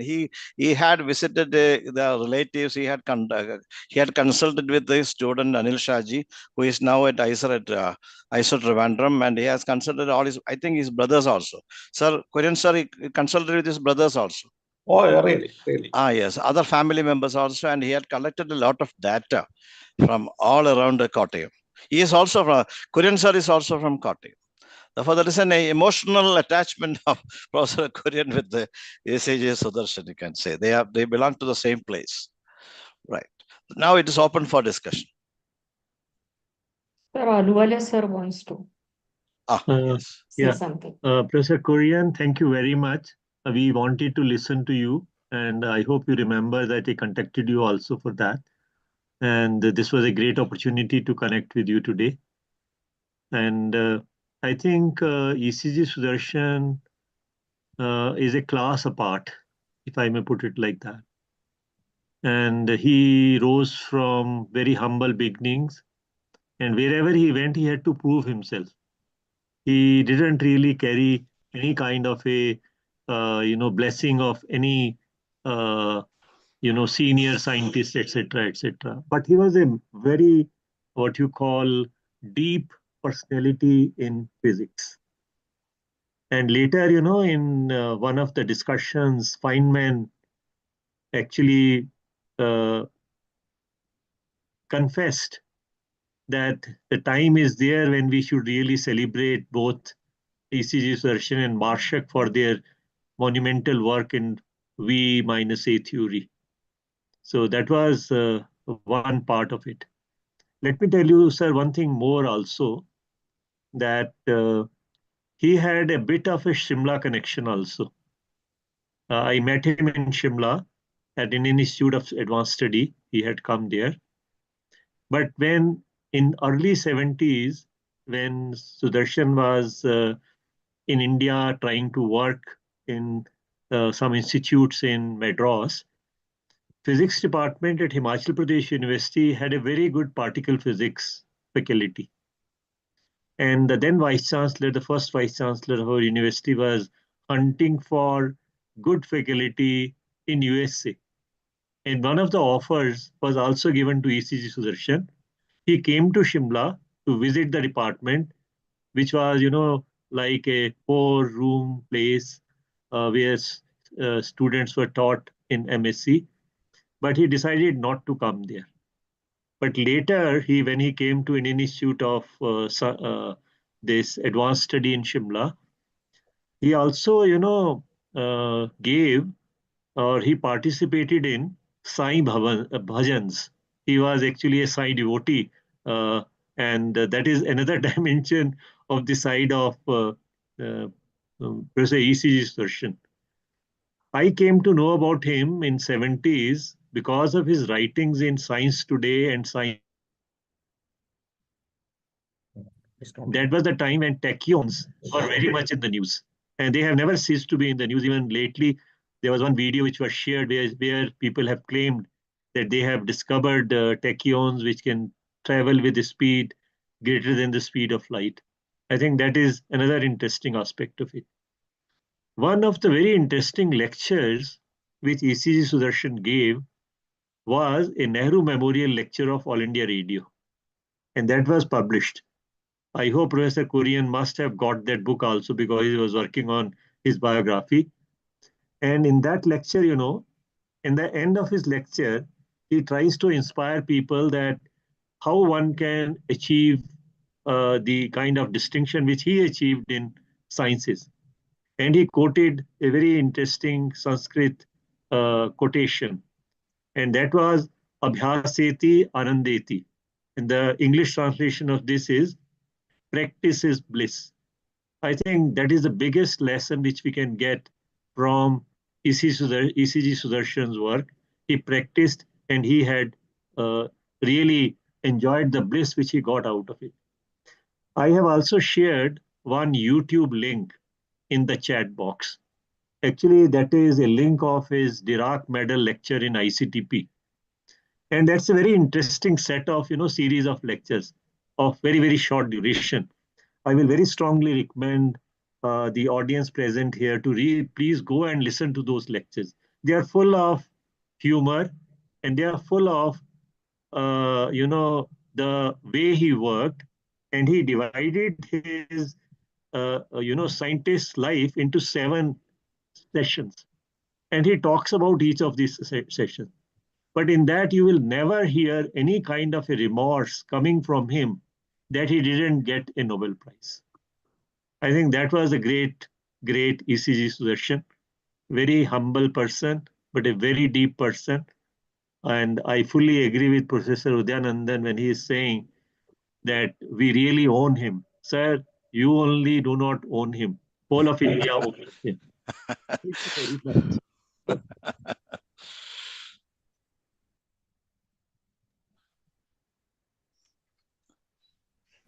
Any other comments? Yeah, I think Professor P.J. Kurian referred one thing about Professor E.C.G. Sudarshan, that he converted into Hinduism for getting married to Srimati Lelita. That is not true, I think, because he was an ardent follower of astrology. As Professor Alwalia said, he is participated in the Sai Bhajan. Whenever he is in Kerala, he used to visit an astrologer in Cherthala near Ernakulam, Kochi. And he was a follower of the Indian system of philosophy and all sort of things. There is not a formal conversion to from one religion to or something like that. He has lived a life that has a smooth flow from according to his thinking and his practice. That is what I consider. So a conversion in his life means something else. That is what I feel. Let me say, Yes, sir, you can. let me comment. Really, he converted to Hinduism. His younger brother, Thomas Alexander, said it to me. And the situation was that he belonged to a very below average family in Kerala, a Syrian Christian family. But Lelita Rao's family at the time was much influential and rich. They really liked Sudarshan as their son-in-law, but they put a demand. He should get converted to Hinduism. So that was the issue. His brother told me and the name Sudarshan really came after his conversion to Hinduism. But when I have checked all his philosophy, he was not a strictly a Hindu, not a Christian. He has a philosophy of his own. He was a searcher of truth. That is correct about Sudarshan. A true finder of truth. He had interaction with Maharshi Mahesh Yogi, but Sudarshan was not satisfied. Then, for 10 years, Sudarshan had a close interaction with Jiddu Krishnamurti. That is another side of Sudarshan's personality. As a theoretical physicist, he is very top. As Mukunda had written, he is the topmost theoretical physicist of India during the second half of the 20th century. 9 times he was recommended for, considered for Nobel Prize and missed for very simple reasons. The 2005 Nobel Prize got for Roy Glober. Actually, deserved for Sudarshan. There is no doubt.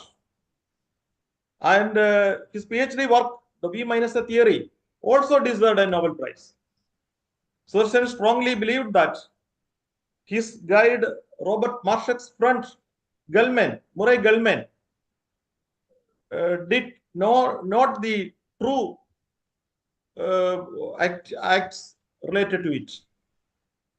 Something very confusing true facts behind that controversy, and Richard Feynman himself actually said about it.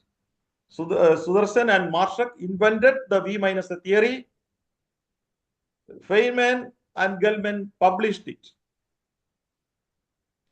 That's a statement done by none other than Richard Feynman. Okay.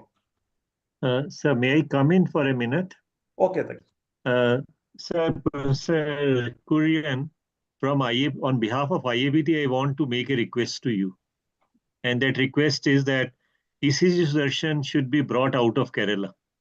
You have written his biography in Malayalam, I believe. I think it's high time that this is brought out in English or in Hindi. In both the languages, rather, I would want it. One of his friends is translating, sir. Yeah, and you can, give this, book for IAP to spread around in the country. Let me assure you that we have a very big list of life members of 10,000 people. And I think if it can reach in their hands, this inspiring story of ECG Sudarshan can reach every corner of the country. I think he deserves that kind of a tribute. Please think about it. If you feel that, yes, it can be done, I think IAPT will be very happy to, collaborate with you. IAPT is not a very rich organization, but its vision and mission is very rich in ideas. So this is a humble request. Please give your, attention to this, and I hope you will definitely agree the request which I am making on a public platform to you. Thank you very much. Thank you, sir. Thank you, sir. The English version of my biography that will be completed, I think, within 6 months. Dr. Gigi Joseph is almost completed that work. Yes, thank you.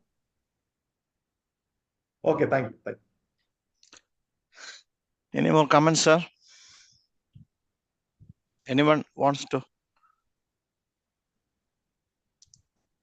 Okay, so I think we can wind up. Dr. Ajit Prasad, sir, please come in. Yeah, it is a great privilege for us, IAPT, to commemorate great Indian scientists like C.V. Raman, Professor C.V. Raman, and Professor E.C.G. Sudarshan today in the National Science Day. as Professor Alwali pointed out that not all over India, even in Kerala, he is not known among the physics students. ECG Sudarshan. C.V. Raman is well known among all the students, even from the school days. We are familiar with such a name. But ECG Sudarshan is not known.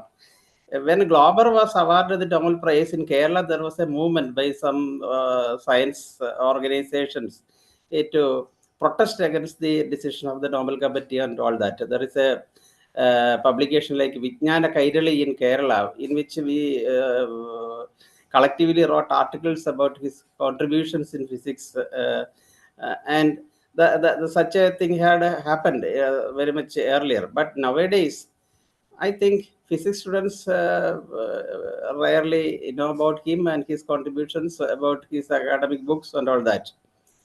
So, as Salvalia sir pointed out, that this is a right occasion for us to make some efforts to propagate or to make contributions of ECG for his contributions to science, physics, and especially for Indian science. Had he been in India, it would have been a very great promotion for Indian science by accepting the invitation of Homi J. Bhabha, if he had come to TFR and all that. Anyway, I thank Professor P.J. Kurian for his excellent talk presentation, his wide reading, his experiments, experience, interactions with the family of his Sudarshan and all that. So from the first-hand information, he has presented all sort of things. So I thank him for on behalf of the IAPT Kerala chapter and the Indian chapter. Thank you, sir, very much. And also I thank everybody present in the attending the talk and the webinar throughout the past 3 days. I think it is a success, this effort, and many numbers are the talk and many other all the also yesterday the panel discussion we had yesterday all are eye openers for all of us. So it was a nice occasion, sir. Thank you, everybody.